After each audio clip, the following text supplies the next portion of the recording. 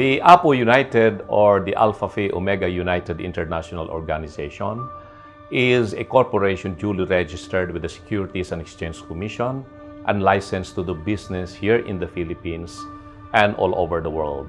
These are the members of APO who wanted reforms and change happening within the organization in order to achieve the principal objectives of APO in regard to the promotion of leadership, friendship, and service. Of course, this is an organization that I believe will offer a better alternative for members of Alpha Phi Omega, aside from the organization that we used to be part.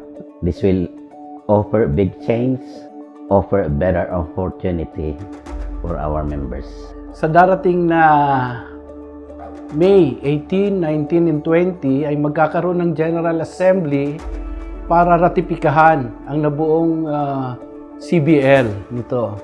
Nang sa gayon ay umusad na ang mga plano ng APO United para lalo nating mapagtibay ang pagbibigay ng tulong sa ating mga kapatiran na miyembro na rin ng APO United.